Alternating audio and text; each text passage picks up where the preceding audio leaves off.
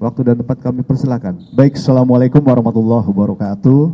Terima kasih, mohon izin kami menyampaikan kronologis kejadian yang terjadi. Yang dilaporkan ada laporan polisi yang tadi disebutkan oleh Bapak Kabid Humas Polda Jawa Barat. Jadi peristiwa ini dimulai pada saat korban konsultasi kemudian mendatangi sebuah klinik di Kabupaten Garut karena permasalahan kesehatan. Pada kunjungan pertama yang bersangkutan dilakukan pemeriksaan kesehatan di klinik tersebut.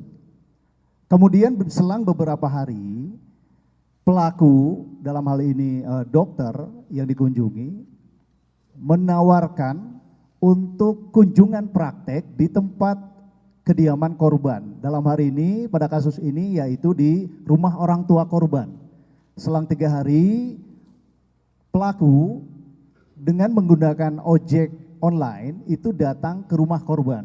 Dilakukan pemeriksaan, kemudian dilakukan juga menyuntik tadi yang disampaikan oleh Bapak Kabid Humas, dan pembayarannya itu dilakukan di tempat tinggal pelaku. Karena tadi pelaku datang menggunakan kendaraan ojek online, pelaku menyampaikan bahwa minta diantarkan pulang kepada korban. Akhirnya dengan kendaraan roda 2 korban, karena rumah korban dari rumah orang tua pelaku ini satu arah, pelaku minta diantarkan ke tempat kos-kosannya. Sampai dengan di rumah kos-kosan, di rumah pelaku, korban kemudian membayar biaya kesehatan tadi sekitar 6 juta. Namun pelaku menyampaikan jangan di depan rumah karena nanti dilihat orang. Kemudian pelaku menawarkan untuk pembayaran itu dilakukan di dalam rumah. Ketika terjadi di dalam rumah, pelaku mengunci pintu, kemudian mendekati korban, mencium leher dan sebagainya. Di sini korban berusaha menolak, kemudian korban juga menyampaikan, mengancam akan melaporkan malam ini juga.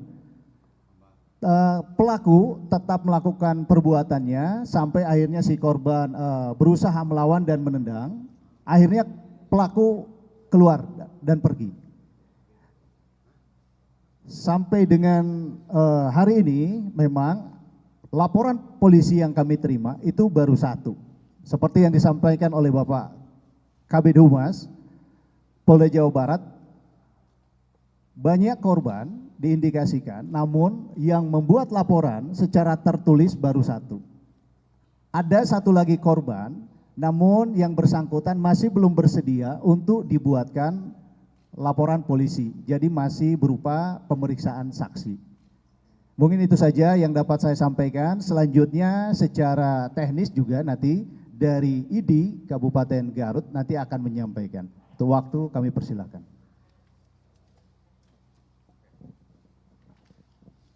Assalamualaikum.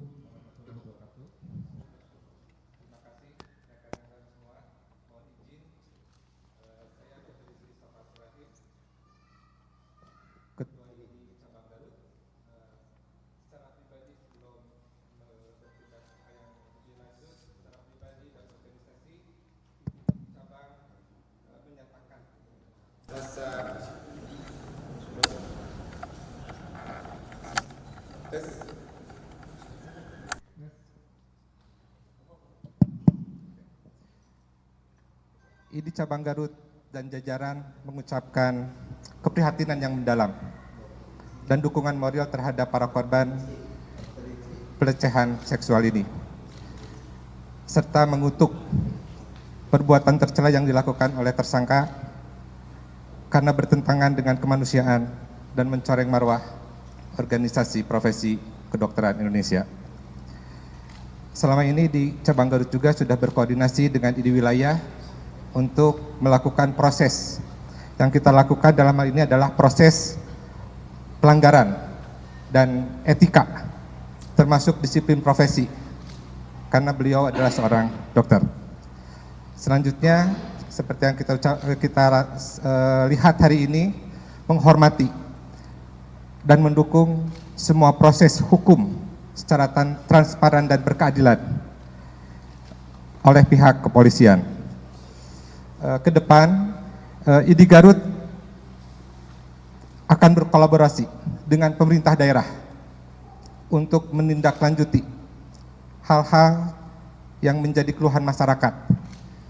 Bisa menghubungi hotline yang ada, kita berintegrasi bersama, tetapi secara organisasi semua keluhan, informasi dan pengaduan bisa kita sampaikan ke Sekretariat ID Cabang Garut di Ruko A6 Jalan Suherman, Ruko Diamond Dreamland. Mungkin itu yang bisa saya sampaikan secara pribadi dan organisasi. Mudah-mudahan ini menjadi pembelajaran yang baik buat kita semua. Oke, terima kasih Pak Kapolres atas kesempatan yang diberikan kepada kami organisasi ID. Terima kasih. Assalamualaikum warahmatullahi wabarakatuh. Baik rekan-rekan sekalian, jadi rilis yang kami sampaikan secara singkat, jelas dan padat sudah kami sampaikan. Ya, kami berharap dari semua rekan-rekan media berilah kesempatan kepada kami ke pihak kepolisian Polres Garut untuk diberikan ruang waktu untuk menyidik secara profesional, ya, prosedural, ya. Dan kita ketahui bahwa untuk kasus ini merupakan kasus yang sangat rentan, ya, terhadap perempuan dan anak tadi saya katakan, yang dimana korbannya mudah secara korban fisik maupun psikologis, ya. Nah, di sini kami sampaikan pada rekan-rekan sekalian, kami tidak bisa menyidik apabila tidak ada laporan. Dan untuk perempuan dan anak ini, apabila tidak ada supporting, ya, dari pihak keluarga, utamanya si suami mungkin bagi yang sudah berkeluarga maupun keluarganya, tolong dihimbau privasi dari korban dan keluarga korban akan kita jaga, ya, tidak akan expose, ya. Kita juga tadi sudah gunakan inisial paling banyak dan juga usia saja nanti. Nah, dari sini rekan-rekan sekalian, tentu saja teman-teman media juga bisa menjaga privasi ini. Dan kesempatan ini yang baik kami berikan kepada beberapa media untuk bisa tanya jawab di momen ini. Silakan bagi rekan-rekan. Ya, 1, 2, 3. Ya, sementara 3 dulu ya. Silakan nomor pertama dulu, Mbak Vidi dari Kompas TV. Pertanyaannya pertama, sudah berapa lama pelaku ini berpraktek sebagai dokter objin? Ya. Lalu selanjutnya untuk ID, apakah ada pencopotan gelar dokter atau secara klasifikasi yang sudah dilakukan? Selanjutnya ini kan kalau tindak kekerasan seksual itu kan deliknya bukan delik aduan, Pak. Tadi statement dari kepolisian adalah kalau tidak ada aduan, tidak bisa diusut. Itu bagaimana? Lalu selanjutnya ada beberapa bukti, diantaranya adalah CCTV, yang itu sudah jelas gitu ya. Ada tindak kekerasan juga, tindak asusila gitu ya. Apakah itu juga bisa menjadi bahan juga? Dan yang terakhir pertanyaannya adalah, apa keuntungannya bagi korban yang menjadi korban dari pelaku melapor ke kepolisian begitu? Apakah nanti bisa lebih dari 12 tahun mungkin hukumannya karena korbannya banyak, atau gimana? Atau malah mungkin yang menjadi pemikiran korban adalah dengan korban melapor, ini ada privasi mungkin, masa lalu, bagaimana? Terima kasih. Baik, ada beberapa yang bisa kami jawab. Ya, betul bahwa kita tetap responsif terhadap apa yang menjadi viral di media sosial, ya. Tapi di sini responsif ini apa yang menjadi viral ini, dan juga apabila ada informasi awal belum jadi LP pun kita sudah responsif. Di situ perbedaannya. Tapi secara proses legal kan kita butuh alur hukum yang jelas. Ya. Nah, jadi di sini maksudnya proses hukum ini dalam arti ada secara lisan maupun tertulis ini akan kita respon dengan baik. Jadi bukan klarifikasi seperti itu ya. Jadi intinya ketika ada kejadian kita akan responsif. Ya. Kemudian yang berikutnya tadi terkait dengan masa kerja si dokter ini ada di Garut ya. Informasi yang kita dapatkan itu sejak tahun 2024 memang. Ya. Dan kejadian ini juga yang bersangkutan sudah tidak bekerja di wilayah Garut lagi karena izin prakteknya sudah habis. Ya. Nanti ID bisa menyampaikan. Sementara itu saja yang bisa kami sampaikan ya. Jadi responsif kami terhadap beberapa laporan secara lisan maupun dengan ada media sosial kita tidak lanjuti. Sehingga tadi Pak Kapolres kemarin sudah membentuk suatu PSU ya yang untuk mencari dan menyampaikan. Dan khusus untuk yang di media sosial tadi itu yang viral tadi saat ini masih kita telusuri untuk si korbannya ya. Karena tapi untuk tersangka sudah kita amankan. Jadi kita dengan adanya viral tadi itu memudahkan kita untuk melakukan juga penyelidikan tadi ini. Ya, baik. Ini saja dari ini mungkin kami persilakan. Baik, terima kasih. Yang bersangkutan ini masuk ke Kabupaten Garut mulai 2023. Jadi saat datang bertemu dengan Ketua ID,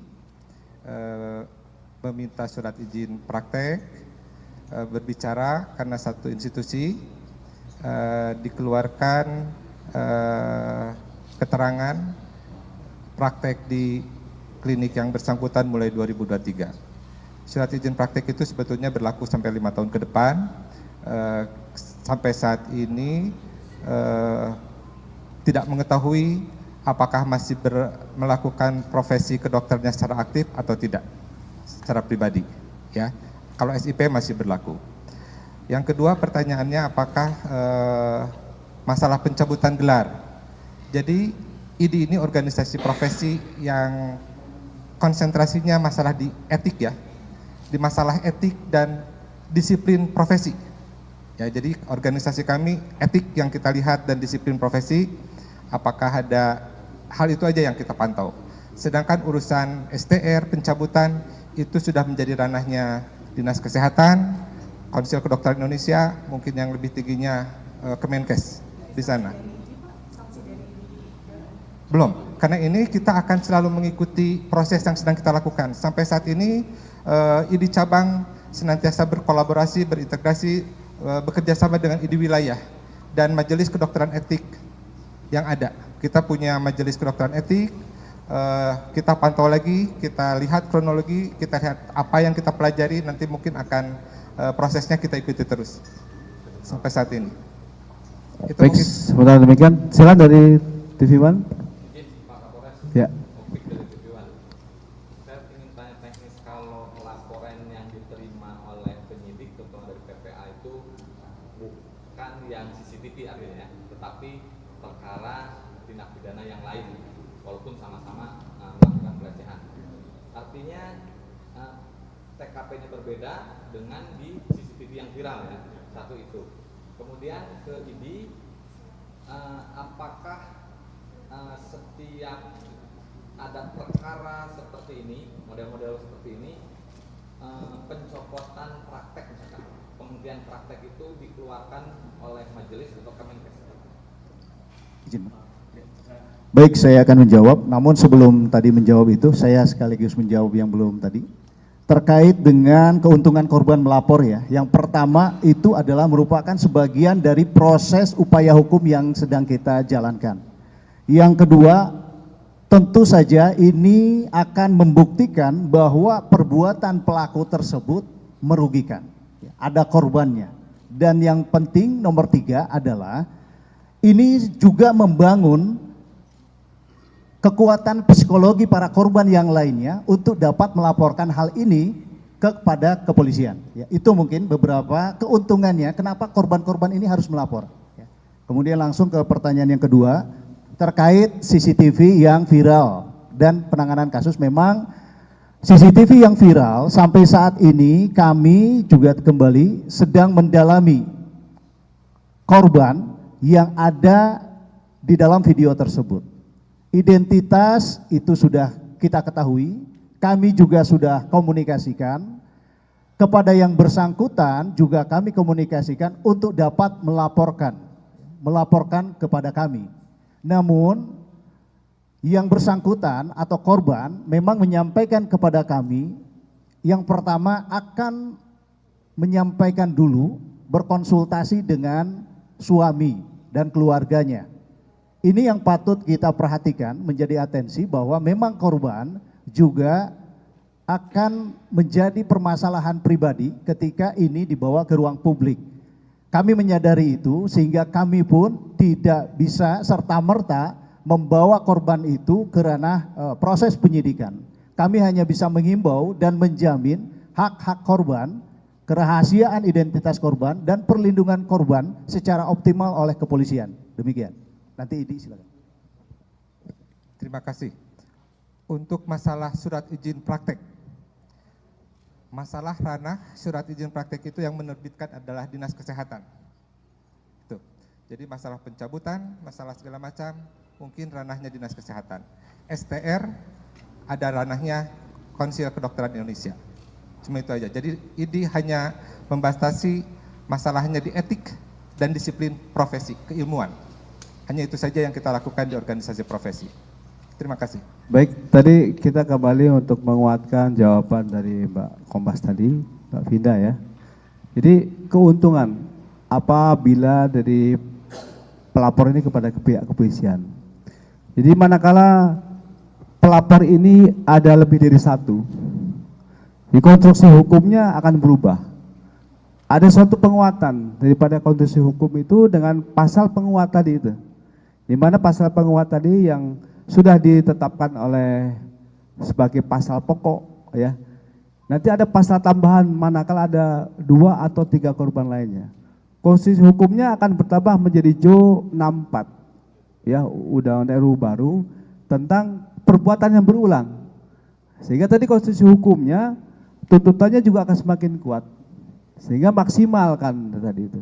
Nah, ini yang tadi disampaikan oleh beliau tadi, inilah jawaban kami.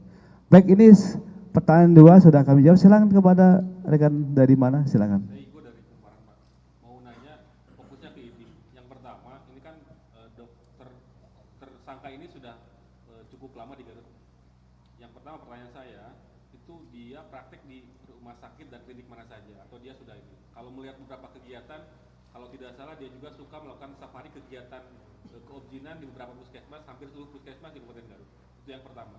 Yang kedua, apakah memang kasus serupa ini sempat dilaporkan sebelumnya? Karena informasi yang kami terima di lapangan bahwa ID Garut bahkan menyebut bahwa ketua ID Garut pun sempat melaporkan koordinasi dengan pihak terkait pernah menerima aduan adanya dugaan pelecehan seksual yang sempat diceritakan oleh warganet di Twitter, kemudian berkoordinasi. Apakah kemudian proses itu berlanjut sehingga kemudian narasi itu yang kemarin viral di media sosial? Terima kasih. Terima kasih. Pertanyaan pertama, praktek di mana saja SIP? Berdasarkan data yang kita ketahui, SIP itu Dinas Kesehatannya mengeluarkan, sementara kemarin bertugas di Rumah Sakit Malangbong, yang kedua di Karya Harsa. Itu yang kita ketahui berdasarkan SIP yang berlaku. Jadi hanya situ, itu aja. Hanya 2, Pak. Masalah dia melakukan roadshow. Roadshow itu merupakan kegiatan keilmuan kita. Saya secara pribadi SPOG ini melakukan roadshow ke 67 puskesmas untuk membina semua puskesmas. Di sana ada proses pembelajaran, mungkin itu hanya surat tugas dari Dinas Kesehatan untuk membina puskesmas terkait. Memang dibagi, terutama di wilayah kerjanya Garut Timur, itu yang saya ketahui.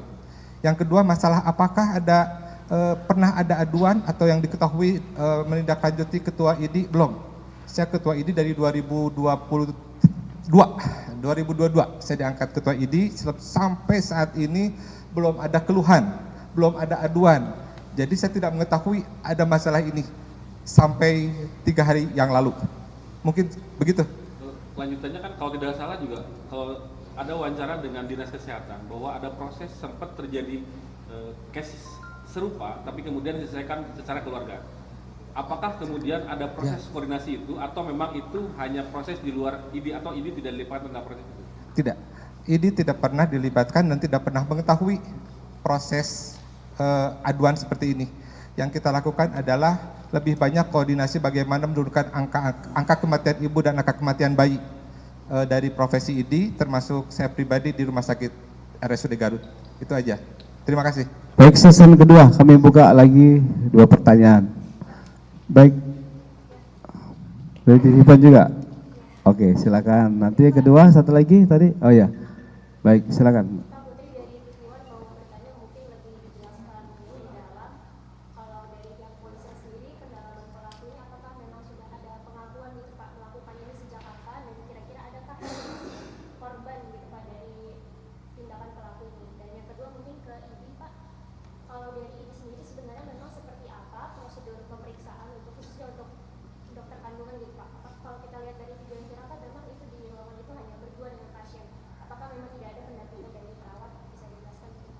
Saya tampung tapi sekaligus langsung penanya kedua, silakan. Tadi disebutkan ada barang bukti berbentuk flash disk. Ya.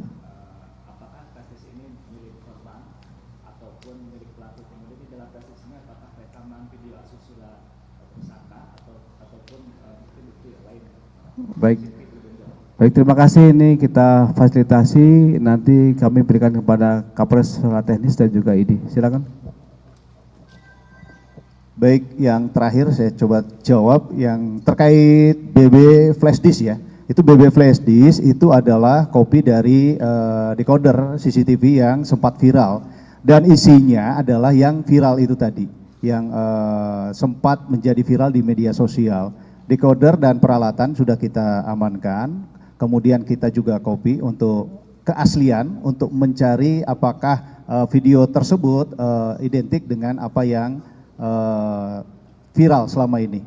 Kemudian tentu isinya itu terkait yang viral antara korban dan pelaku, yang dimana salah satu korban sampai saat ini kami masih komunikasikan secara intens dan kami menghimbau untuk beliau dapat membuat laporan secara tertulis ke kepolisian agar proses permasalahan dan proses penyidikan bisa tuntas. Kemudian yang kedua dari TV One bahwa pelaku sejak kapan itu tadi ya. Memang dari hasil pemeriksaan sementara pelaku hanya mengakui sekitar 4 kali dari hasil pemeriksaan sementara. Namun kami masih mendalami tentu dengan berjalannya waktu dan nanti korban-korban yang akan melaporkan, tentu kami akan memeriksa kembali berapa korban yang memang telah mendapatkan perlakuan kekerasan seksual ini baik di tempat fasilitas kesehatan maupun di luar fasilitas kesehatan. Jadi untuk sementara yang diakui oleh pelaku itu sekitar 4. Demikian. Baik, terima kasih. Idi secara pribadi belum pernah dan belum sempat bertemu dengan MSF. Yang bisa kita lakukan menilai dari bukti yang viral aja. Jadi secara kronologis yang kita temukan, saya berkoordinasi dengan ID wilayah, melaporkan secara kronologis apa yang kita dapatkan berdasarkan anamnesis pengumpulan data yang kita punya dan kita laporkan ke ID wilayah. Mungkin ini akan ditindaklanjuti oleh Majelis Kedokteran Etik Kedokteran nanti, ya. Yang kedua, pendampingan. Nah, masalah pendampingan ini ada 2 sisi, dari sisi pasien dan dari sisi kita pelaksana. Kalau secara pribadi dari dokter etik, selama proses pemeriksaan itu, selama proses pemeriksaan, apalagi kita dokter laki-laki, didampingi. Biasanya oleh tenaga kesehatan, harus tenaga kesehatan perempuan. Sebaiknya, nyamannya itu perempuan. Tetapi pada prosesnya, pada proses lain, pendampingan hak pasien untuk didampingi oleh keluarga, didampingi oleh siapapun, termasuk pada proses diskusi penyakit. Apakah asisten kita berhak tahu masalah penyakit yang diderita oleh pasien? Ini menjadi hak yang berbeda antara dokter, hak dokter sebagai pelaksana dan hak pasien. Biasanya kita lakukan nakes bisa lebih jauh. Jadi kita bisa membicarakan hal-hal yang lebih teknis yang menjadi private pasien, kita layani sesuai dengan keinginan pasien. Kan itu mungkin hak pasien. Jadi kita hormati mana hak pasien, mana hak kita sebagai tenaga profesi dokter. Terima kasih. Baik, saya kira demikian. Nanti manakala rekan-rekan masih ada beberapa pertanyaan, nanti ditampung oleh Kasubas kita dan akan kita jawab secara lengkap. Baik, terima kasih. Kita tutup untuk press kita pagi ini. Wabillahi taufiq wal hidayah. Wassalamualaikum warahmatullahi wabarakatuh.